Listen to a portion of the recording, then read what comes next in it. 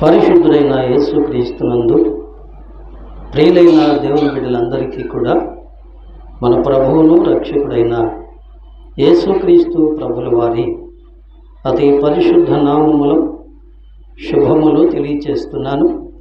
సర్వకృపానిధిగు దేవుని కృప మిమ్ములను మీ కుటుంబాలను సమృద్ధిగా దీవించునుగాక. దేవుని యొక్క ఆరాధన కొరకై దేవుని వాక్యంలో నుండి మనం కొన్ని మాటలు జ్ఞాపకం చేసుకుందాం. రండి, మార్కు రాసిన సువార్త 2వ అధ్యాయము 1 నుండి కొన్ని వచనాలు ఉత్తర ప్రత్యుత్తర రీతిలో చదువుకుందాం. మార్కు రాసిన సువార్త 2వ అధ్యాయము 1 నుండి 12 వచనాలు ఉత్తర ప్రత్యుత్తర రీతిన చదువుకుందాం. కొన్ని దినములైన పిమ్మట ఆయన మరలా కపెర్నహూములోనికి వచ్చెను. ఉన్నాడని వినవచ్చినప్పుడు అనేకులు కూడి వచ్చింది గనుక ఆయన వారికి వాక్యం. కొందరు పక్షవాయువు గల ఒక మనిషిని 4 చేత మోయించుకొని ఆయన యొద్దకు తీసుకొని వచ్చిరి. వారు ఆయన వద్దకు చేరలేదు. ఆయన ఉన్న చోటికి పై ఇంటికి పోయి సందు చేసి పక్షవాయువు గలవారు. 5వ వచనం. యేసు వారి విశ్వాసము చూచి, కుమారుడా, నీ పాపములు క్షమించబడి ఉన్నవని పక్షవాయువు గలవానితో చెప్పెను. అక్కడ కూర్చుని వారు, ఇతడు ఇట్లెందుకు చెప్పుచున్నాడు? దేవదూషణ చేయుచున్నాడు కదా. దేవుడొక్కడే తప్ప పాపములు క్షమించగలవాడు ఎవడని తమ హృదయములలో ఆలోచించుకొనిరి. వారు తమలో యేసు వెంటనే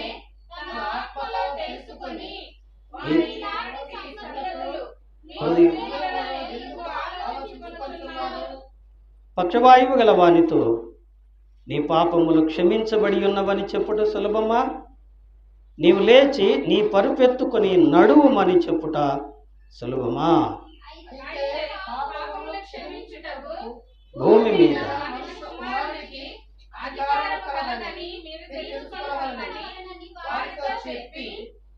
పక్షవాయువు గల వారిని చూచి, నీవు లేచి నీ పరుపెత్తుకొని ఇంటికి పొమ్మని నీతో చెప్పుచున్నాను అనెను. పరుపెత్తుకొని వారందరూ భావితులు, మనం ఇలాంటి కార్యం దేవుని మహిమ పరిచయం. చాలు. ఈ వాక్య భాగంలో 10వ వచనం మరొకసారి అందరం చదువుకుందాం. అందరం కలిసి నిదానంగా. 10వ వచనం. అయితే పాపములు క్షమించుటకు భూమి మీద మనుష్య కుమారునికి అధికారము కలదని మీరు తెలుసుకొనవలనని చెప్పి. చాలండి. దేవుడి లేఖన భాగమును మన కొరకై ఆశీర్వదించునుగాక. ఇదొక ప్రత్యేకమైన సందర్భం. యేసుక్రీస్తు ప్రభువారు పక్షవాయువు గలవానిని బాగు చేసిన సందర్భాన్ని మనం చదువుతున్నాం. పక్షవాయువు అనేది ప్రియులరా చాలా బాధతో కూడిన రోగము. అది మనిషిని కదలనీదు, మనిషిని బలహీనపరుస్తుంది. అందుకనే ఈ పక్షవాయువు అనేది చాలా గొప్ప బలహీనత.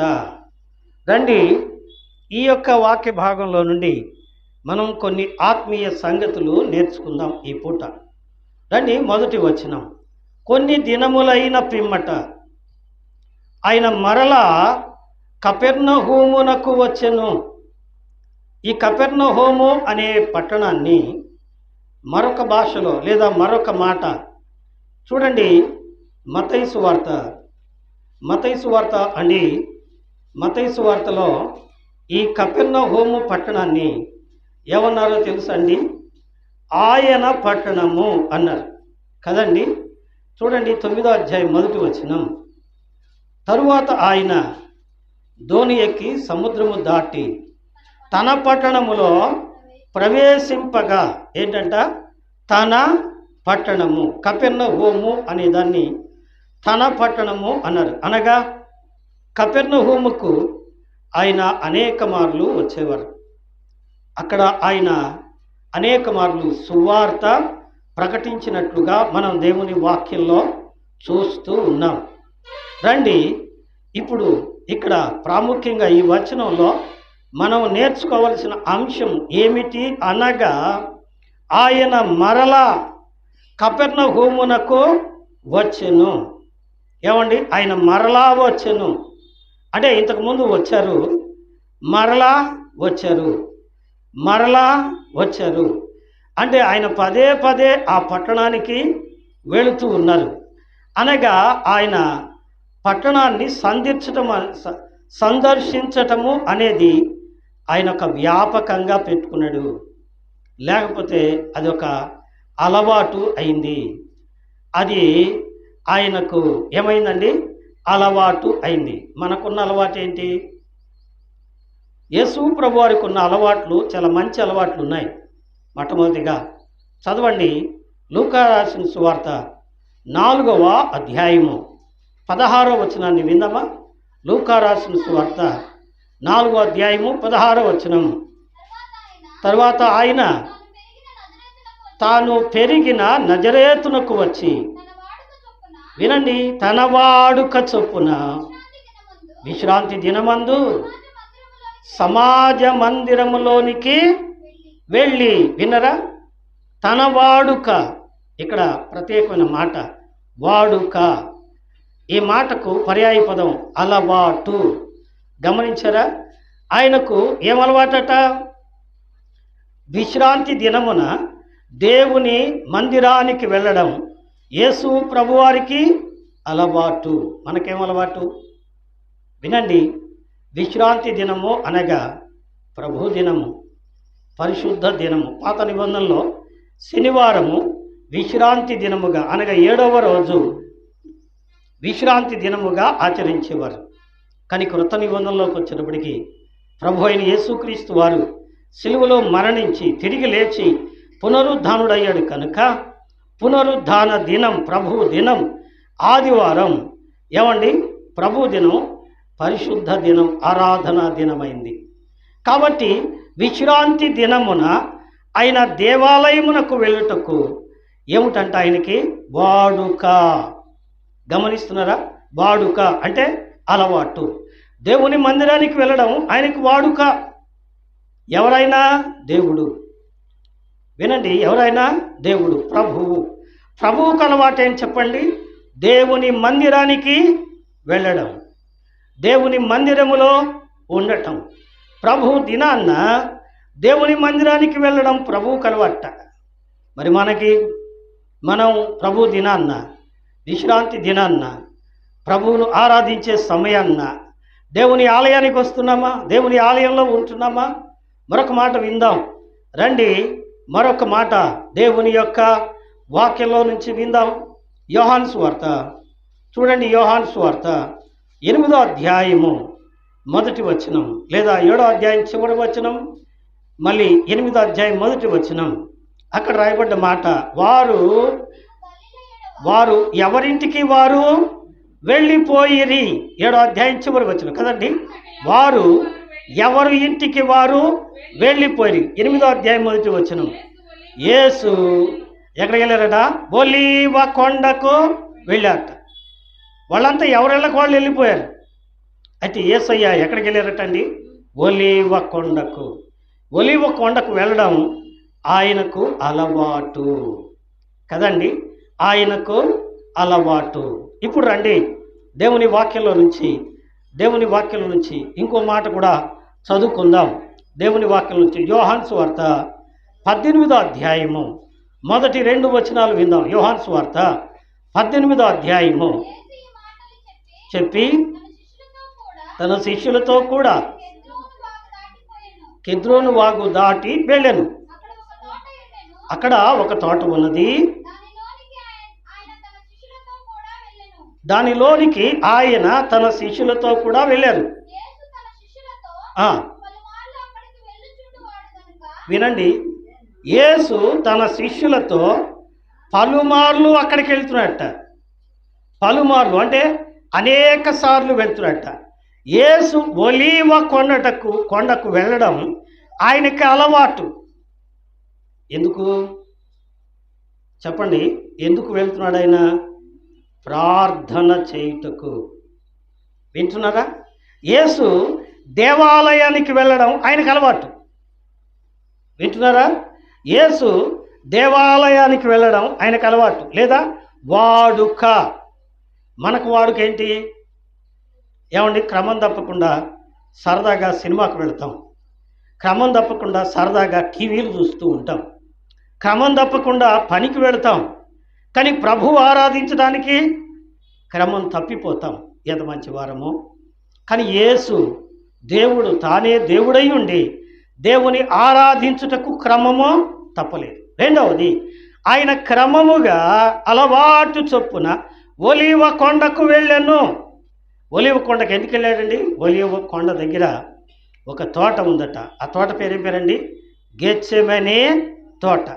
గెత్సెమనే తోటకు వాడుక చొప్పున, అలవాటు చొప్పున వెళ్ళబెట్ట. ఎందుకు? ప్రతిదినం ఆయన ప్రార్థన చేయడానికి వెళ్ళేవారట. మనం ప్రార్థన ఎప్పుడు చేస్తున్నాం? బైబిల్ ఉంది, విశ్వాస అనే పేరుంది, ప్రార్థన ఉందా? ప్రార్థన వారానికి ఎన్నిసార్లు చేస్తున్నాం? ప్రార్థన అసలు నడుస్తుందా? కదండి, నిజమే.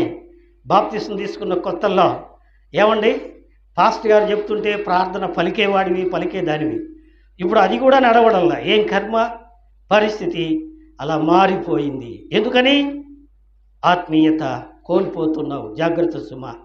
ఏమండి, జాగ్రత్త. మూడో మాట పరిశుద్ధ గ్రంథంలో నుంచి మనం విందాం. మూడో మాట చూడండి, మార్కు రాసిన సువార్త మొదటి అధ్యాయము. మార్కు రాసిన సువార్త అండి మొదటి అధ్యాయము 38వ వచనం.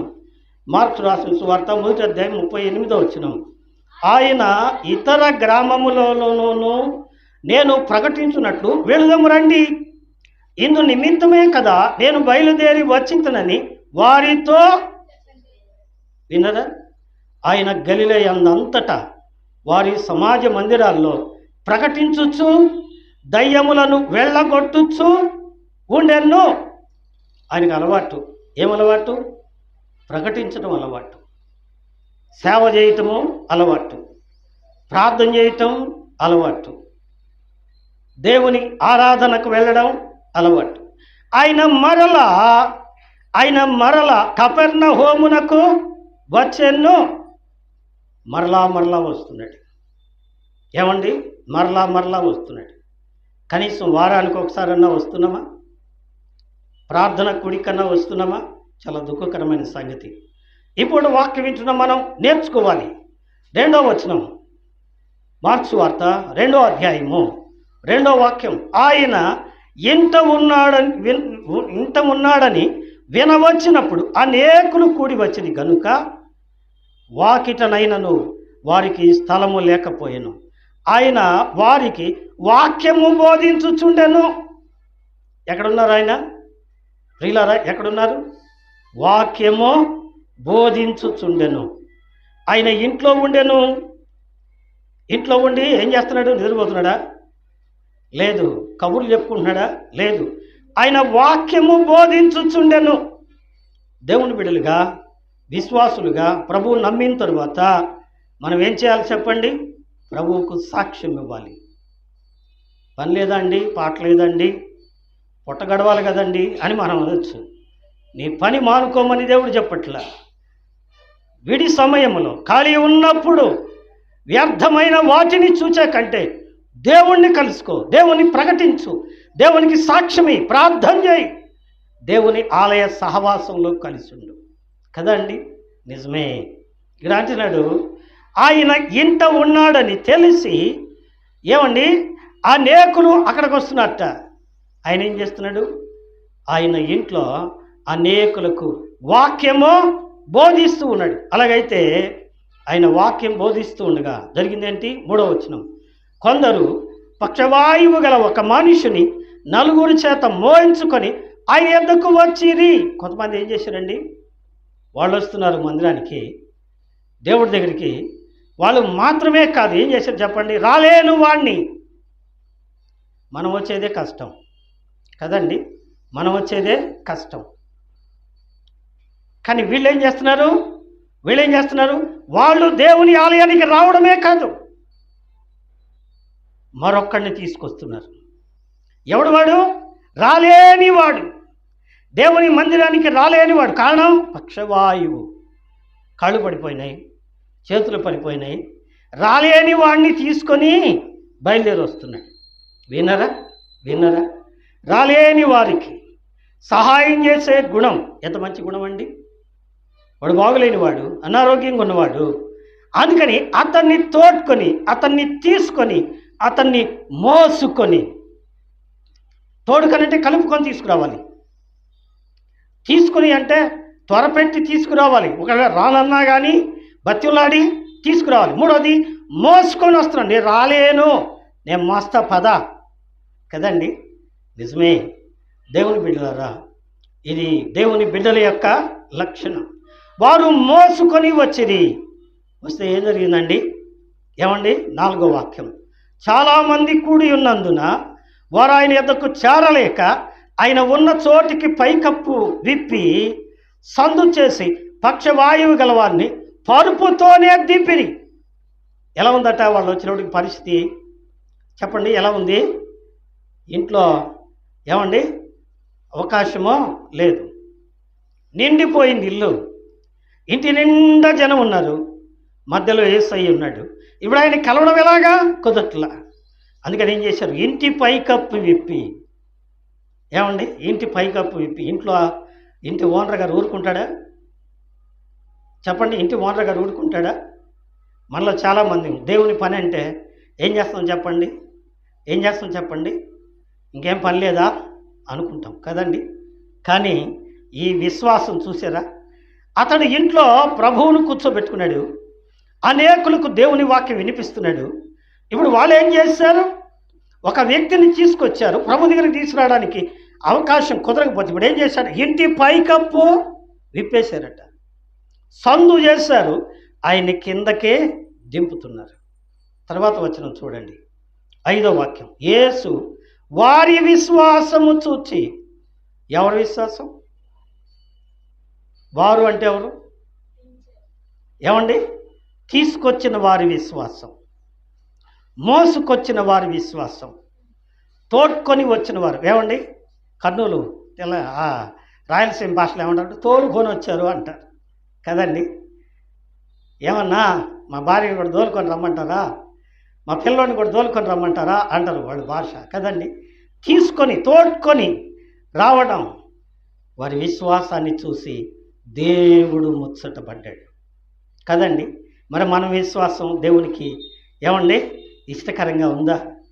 వారి విశ్వాసమును చూచి ప్రభువారు అన్నాడు, పక్షవాయువు గలవాణిని చూచి ఏమనండి, కుమారుడా నీ పాపములో క్షమించబడి ఉన్నవి.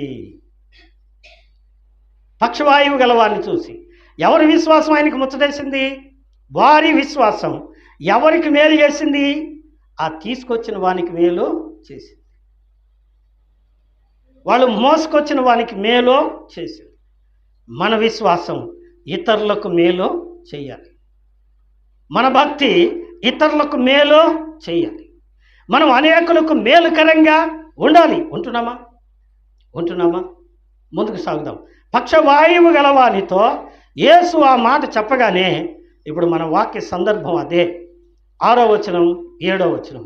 శాస్త్రులలో కొందరు అక్కడ కూర్చుండి ఉండిరి. వారు ఇతడు ఇట్లెందుకు చెప్పుతున్నాడు? దేవదూషణ చేయుచున్నాడు కదా, దేవుడు ఒక్కడే తప్ప పాపములు క్షమించగలవాడు ఎవడు అని తమ హృదయములో ఆలోచించుకొని. వినరా? ఎవరున్నారంటే అక్కడ? శాస్త్రులు, పరిసయ్యులు. ఏమండి? ఎప్పుడు విమర్శించడమే వాళ్ళ పని. ఏమండి? సంఘాల్లో కూడా శాస్త్రులు ఉంటారు, సంఘాల్లో కూడా పరిచయులు ఉంటారు. వాళ్ళ పని ఏంటి అంటే వాక్యం వినరు. వాళ్ళ పని ఏంటి అంటే ప్రార్థన చేయరు. వాళ్ళ పని ఏంటంటే పరిచర్య చేయరు. మరి ఏం చేస్తారు? విమర్శించుట. వాళ్ళు విమర్శిస్తున్నారు. ఏమని? ఎందుకని ఇతను ఇట్లా చెప్తున్నాడు? దేవుడు తప్ప పాపములు క్షమించగలవాడు ఎవడు లేడు కదా. మరి ఇతను ఎందుకు ఇలా చెప్తున్నాడు? ప్రశ్న కదండి. అందుకు 8వ వచనం, వారు తమలో తాము ఇలాగూ ఆలోచించుకొనుట యేసు వెంటనే ఆత్మలో తెలుసుకొని, మీరు ఇలాంటి సంగతులు మీ హృదయంలో ఎందుకు ఆలోచించుకుంటున్నారు? వినరా? దేవుడు తెలుసుకున్నాడు. ఆయన హృదయాంతరంగములను ఎరిగిన దేవుడు తెలుసుకొని ఏమంటున్నాడండి? మీరు ఎందుకు ఇట్లా ఆలోచన చేస్తున్నారు? ఏం ఆలోచన చేస్తున్నారు చెప్పండి? ఏమని ఆలోచన చేస్తున్నారు వాళ్ళు?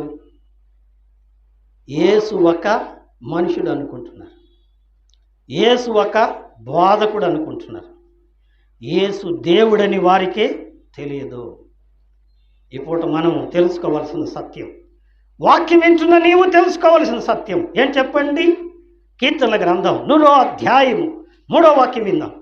కీర్తనల గ్రంథం 100వ అధ్యాయం, Psalm chapter 100 verse 3. యెహోవాయే దేవుడని తెలుసుకోండి. చాలు. ఏంటంటే ఆ మాట, యెహోవాయే దేవుడని తెలుసుకొనుడి. ఇంగ్లీష్లో ఏమని తెలుసా? Know the lord is God. God అనగా దేవుడు, లార్డ్ అంటే ప్రభువు. ప్రభువే దేవుడని తెలుసుకోండి. కీర్తనకారుడు ఏం చెప్తున్నాడండి? ప్రభు అంటే ఎవరు? బోధకుడు మాత్రమే కాదు. ప్రభు అంటే ఎవరు? మనిషి కుమారుడు మాత్రమే కాదు. ప్రభు అంటే ఎవరు? కేవలం మానవ మాత్రుడు కాదు. ఎవరు చెప్పండి? ఆయన దేవుడు. అందుకని పౌలు భక్తుడు తేల్చి చెప్పాడు కదండి, తిమోతి పత్రిక 2వ అధ్యాయంలో, దేవుడు ఒక్కడే, దేవునికి నరునికి మధ్యవర్తి ఒక్కడే, ఆయన క్రీస్తు యేసును నరుడు. Praise the lord. దేవుని నామానికి స్తోత్రం. ఆయన దేవుడు, ఆయన మధ్యవర్తి, ఆయన మనిషి కుమారుడు, ఆయన దేవుడు. అలాగైతే ఆయనకు పాపాలు క్షమించడానికి అధికారం లేదా? వాళ్ళు అన్నారు, ఇతనెవరు ఇట్లా మాట్లాడుతున్నాడు? పాపాలు క్షమించడానికి దేవుడికి తప్ప మరెవరికి అధికారం లేదు కదా. యేసు దేవుడు గనుక పాపాలు క్షమించే అధికారం ఆయనకి ఉంది. మొదటి మాట. రెండవది, పాపాలు క్షమించాలి అంటే ఆ పాపమునకు పరిహారము చెల్లించాలి. వినరా? ఆ పాపమునకు పరిహారము చెల్లించాలి. రండి వాక్యం విందాం. మొదటి యోహాను పత్రిక 4వ అధ్యాయము, మొదటి యోహాను పత్రిక 4వ అధ్యాయము 9వ వాక్యం విందాం. మొదటి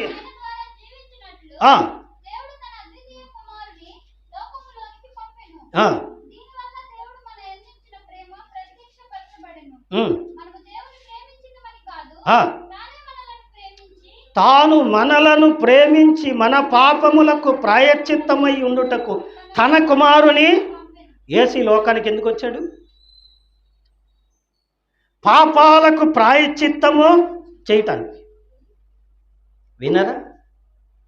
పాపాలకు ప్రాయశ్చిత్తం చేయటానికి. రెండవది, మొదటి యోహాను పత్రిక 3వ అధ్యాయం 16వ వాక్యం. మొదటి యోహాను పత్రిక 3వ అధ్యాయం, ఆయన మన నిమిత్తము విన్నరా? ఆయన మన నిమిత్తం ఏం పెట్టాడంట? ప్రాణం పెట్టాడు. అంటే మన నిమిత్తము అంటే మనమంటే ఎవరు? పాపులము.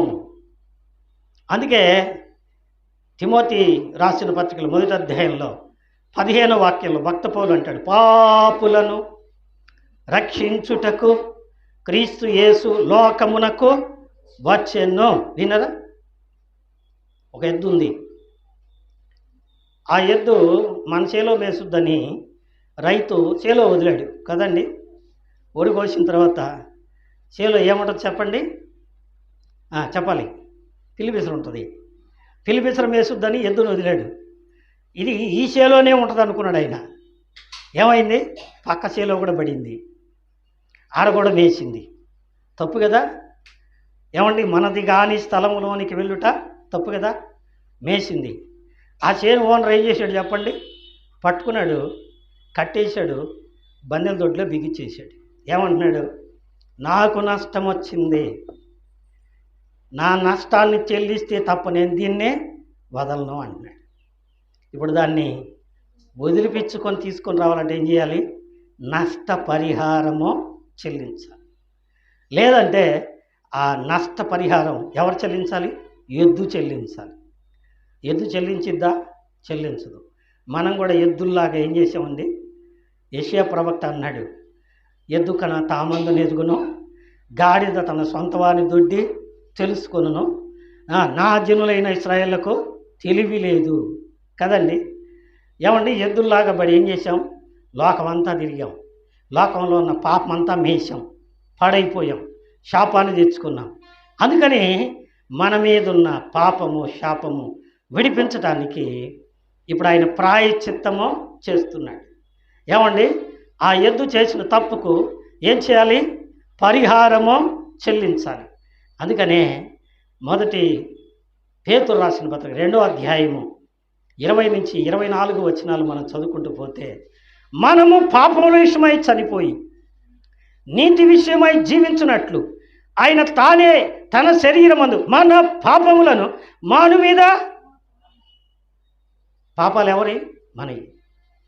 ఏమండి, గుడ్డెద్దులాగా మేసింది ఎవరు? ఆ ఎద్దు. ఏసేనో తెలియలా, పడింది, గపగప నవిలి పారేసింది, కట్టేయబడింది. తప్పు చేసింది ఎవరు? ఎద్దు. శిక్ష వరకు చెప్పండి? యజమానికి. ఎద్దులు మనమే, యజమాని ఎవరు? క్రీస్తు. అందుకనే పాపమునకు ప్రాయశ్చిత్తంగా ఏం చేశాడు? మనము పాపముల విషయమై చనిపోయి నీతి విషయమై జీవించినట్లు ఆయన తానే తన శరీరమందు మన పాపములను మాను మీద మోసుకున్నట్ట. మన తలంపులతో చేసిన పాపాల కొరకు తలలో ముండ్ల కిరీటం, మన చాతలతో చేసిన పాపాల కొరకు చేతుల్లో చీలలు, మన నడతలతో చేసిన పాపాల కొరకు కాళ్ళలో చీలలు భరించి, మన శరీరంతో చేసిన పాపాల కొరకు కొడాలతో చీల్చబడి రక్తము ధారలుగా చిందించి అన్నాడు, ఇది నా రక్తము, మీ పాప క్షమాపణ కొరకై ఎద్దా ఇది నా రక్తం, నీ కొరకు చిందించా కదండి. గుడ్డెద్దులాగా పడ్డాం. ఆ ఎద్దు చేసిన తప్పుకు పరిహారం ఏం చెప్పండి? ఏం చెప్పండి? మీరు మీ సొత్తు కారు, మీరు విలువ పెట్టి కొనబడినవారు. ఆ విలువేంటి? ఏమండి, ప్రకటన 5వ అధ్యాయంలో మనం చదువుతాం 9వ వాక్యంలో, నీవు నీ రక్తం ఇచ్చి ప్రతి వంశములోను ప్రతి జనములోను ఆయలు భాష మాట్లాడువారిలోను దేవుని కొరకు జనములను కొని రక్తమిచ్చి కొన్నాడు. ఏంటి ఆ విలువ? ఆ పరిహారం ఏంటి? రక్తం. ఆయన తన రక్తాన్ని చిందించి పాపానికి పరిహారం చెల్లించాడు. అందుకనే రోమా 5:8 ఏం చెప్తుంది? కాబట్టి ఆయన రక్తము వలన ఇప్పుడు మనము నీతిమంతులుగా, దొంగెద్దు, గుడ్డెద్దు, పకోడి చేలో పడ్డది ఎద్దు, ఏమండి మాట ఎన్నెద్దు, పెడద్రపెద్దు ఏమైంది? పరిశుద్ధురాలుగా మారిపోయింది, నీతిమంతురాలుగా. కారణం ఆయన రక్తములో కడుగబడింది. ఏమండి, ఆయన రక్తం వలన ఇప్పుడు మనము నీతిమంతులుగా తీర్చబడ్డాం. రోమపత్రిక 4వ అధ్యాయం చివరి వచనం, ఆయన మన అపరాధముల నిమిత్తం అప్పగించబడి మనల్ని నీతిమంతులుగా తీర్చుటకై లేపబడెను. మన అపరాధాల కొరకు, మన తప్పుల కోసం, మన పొరపాట్ల కోసం కదండి.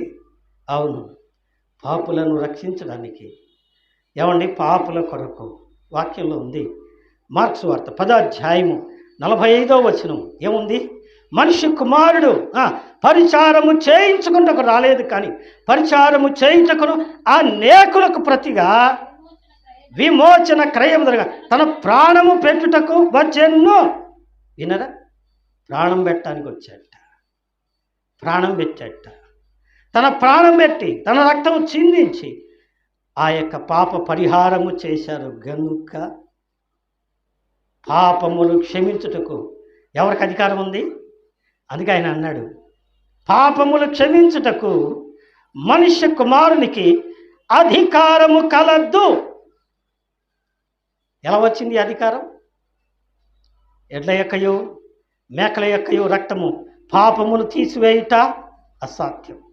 అందుకని నిర్దోషము నిష్కళంకమైన గొర్రె పిల్ల వంటి క్రీస్తు రక్తము ద్వారా పాపాలను క్షమించడానికి ఆయన శిక్ష అనుభవించి రక్తం చిందించి ఏమండి ఆయన నలుగగొట్టబడి మన అపరాధముల నిమిత్తమై అప్పగింపబడ్డాడు, మన దోషముల నిమిత్తమై నలగొట్టబడ్డాడు. మన సమాధానార్థమైన శిక్ష ఆయన భరించి ఆయన పొందిన దెబ్బల చేత మనకు స్వస్థత ఇచ్చి రక్షించి విమోచించి మనలను నీతిమంతులుగా తీర్చాడు కదండి. అందుకనే అంటాడు, by his wounds we are healed. ఆయన పొందిన దెబ్బల వలన మనందరికీ ఏమొస్తుంది? స్వస్థత కలుగు. అందుకే ఆయన అన్నాడు. ఎందుకగా మీరు అలా అంటారు? చూడండి 9వ వచనం, ఈ పక్షవాయువు గలవానితో నీ పాపములు క్షమించబడి ఉన్నవి చెప్పుట సులభమా? నీవు లేచి పరుపెత్తుకొని నడువమని చెప్పుట సులభమా? 12వ వచనం, తక్షణమే 11వ వచనం, పక్షవాయువు గల వాణిని చూచి నీవు లేచి నీ పరుపెత్తుకొని పొమ్మని వానితో చెప్పి తక్షణమే వాడు లేచి పరుపెత్తుకొని ఏం చేశాడండి? వారందరి ఎదుట నడచిపోయెను. విన్నరా? ఈ అధికారం ఎవరికి ఉంది? స్వస్థపరిచే అధికారం, పాపాలు క్షమించే అధికారం, పరిశుద్ధపరిచే అధికారం, నీతిమంతులుగా తీర్చే అధికారం, పరలోకంలో చేర్చే అధికారం ఎవరికి ఉంది? యేసయ్యకు ఉంది. కనుకనే యేసు పాపములు క్షమించుటకు అధికారము కలవాడు. అందుకనే ఆయనే పూజనీయుడు. ఆయన మన పాపములు క్షమించగలవాడు. ఆయన ఒక్కడికే అధికారం ఉంది. ఎందుకంటే మానవుల పాప క్షమాపణ కొరకై ప్రాణత్యాగము చేసింది ఆయన ఒక్కడే. కనుకనే ఆయనకి అధికారం ఉంది, మిగిలిన వారికి ఎవరికి లేదు. అందుకని ఆయన ఒక్కడే స్తోత్రార్హుడు, పూజనీయుడు కదండి. అందుకనే పోయిన వారం మనం చెప్పుకున్నాం, ఆయన నామము పరిశుద్ధమైనది, పూజింపదగినది. అందుకని 24 పెద్దలు, దూతలు, పరిశుద్ధులు అందరూ కలిసి ఆరాధిస్తూ ప్రకటన గ్రంథం 5 అధ్యాయాలు అన్నాడు, ఏమండి నీవు యోగ్యుడవు. దేనికి యోగ్యుడు? ఆరాధనకు యోగ్యుడు, స్తుతులకు యోగ్యుడు, ప్రార్థనకు యోగ్యుడు. వినరా? కాబట్టి అట్టి ప్రభువును దేవుణ్ణి ఏం చేయాలండి? మహిమపరచాలి. ఆయన ఎదుట మన పాపాలు ఒప్పుకోవాలి. నువ్వు మన పాపములను మనము ఒప్పుకొని ఎడల ఆయన నమ్మదగిన వాడు, నీతిమంతుడు, మన పాపాలు క్షమించి సమస్త దుర్నీతి నుండి మనల్ని పవిత్రులుగా చేస్తాడు, పరిశుద్ధులుగా చేస్తాడు, పరలోకానికి వారసులుగా చేస్తాడు. కాబట్టి ఆ ప్రభువునందు విశ్వాసం ఉంచి పడిపోయిన స్థితి నుంచి లేవటానికి ఆయన యందు విశ్వాసం ఉంచి పాపాలు ఒప్పుకొని రక్షించబడి దీవించబడాలని మనవి చేస్తూ మాటలు ముగిస్తున్నాను. దేవుడి కొద్ది మాటలు మన వినికిడిలో ఆశీర్వదించునుగాక. ఆమేన్, ఆమేన్.